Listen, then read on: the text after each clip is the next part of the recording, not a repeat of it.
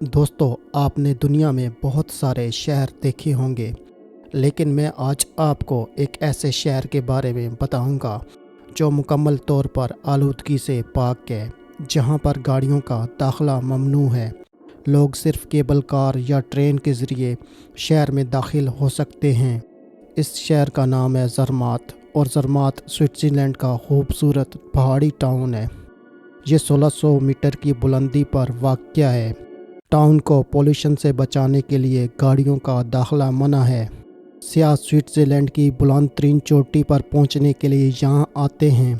یہ چوٹی 4634 میٹر بلند ہے۔ حکومت نے وہاں تک چیئر لفٹس اور کیبل کار پہنچا دی ہے۔ سیاح کیبل کار پر بیٹھتے ہیں اور 10 منٹ میں 4500 میٹر پر پہنچ جاتے ہیں۔ حکومت نے ٹاؤن کو ملک کے دوسرے حصوں سے ملانے کے لیے 1891 میں ریلوے لائن بچھائی تھی۔ یہ علاقہ 125 سال سے ریلوے کے ذریعے پوری دنیا سے منسلک ہے۔ چنانچہ ریلوے کنیکشن کی وجہ سے صرف یہ شہر ہر سال پاکستان کی کل کاٹن ایکسپورٹ سے زیادہ سرمایہ کماتا ہے۔ زرمات سے سینٹ موریس تک گلیشیئر ایکسپریس چلتی ہے۔ یہ 9 گھنٹے کا سفر کرتی ہے اور یہ دنیا کی بہترین سیاحتی ٹرینوں میں سے ایک ہے۔ آپ کو سوئٹزرلینڈ کے کیلنڈر اور ٹکٹس پر ایک ٹرین نظر آئے گی۔ یہ ٹرین گلیشیئر ایکسپریس ہے۔ صرف یہ ٹرین پاکستان کی ٹوٹل سپورٹس ایکسپورٹ سے زیادہ کماتی ہے۔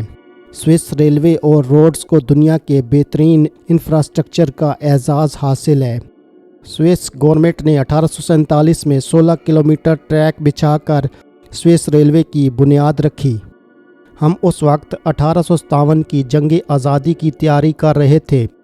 سوئٹزرلینڈ نے 1882 میں 2106 میٹر بلندی پر گوتھارڈ پاس تک ریلوے ٹرین پہنچا دی تھی۔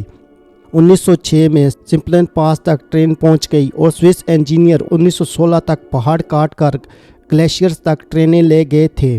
ہم اپنا پہلا یوم آزادی منا رہے تھے تو سوئس حکومت اس وقت تک پورے ملک کے ریلوے کو بجلی پر کنورٹ کر چکی تھی۔ سوئٹزرلینڈ نے اب 58 کلومیٹر طویل پہاڑی ٹنل بنائی ہے اور یہ دنیا کی لمبی اور گہری ترین ٹنل ہے۔ سوئٹزرلینڈ نے $2.5 ارب سے سوئس تاریخ کی سب سے مہنگی ٹرین سروس بھی بنائی ہے۔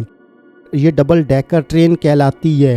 یہ وہ وجوہات ہیں جن سے سوئٹزرلینڈ میں پاکستان سے 20 گنا اور آبادی میں 25 گنا چھوٹا ہونے کے باوجود صرف سیاحت سے 18 سے 20 بلین ڈالر کماتا ہے، اور یہ ریونیو سوئٹزرلینڈ کے ریلوے، سڑکوں، پلوں، فیری سروسز اور کیبل کارز کی انڈسٹری کی وجہ سے ہے، اور یہ سوئس لوگوں کی فطرت میں موجود صفائی، عاجزی اور سیاحوں سے محبت کا کمال ہے۔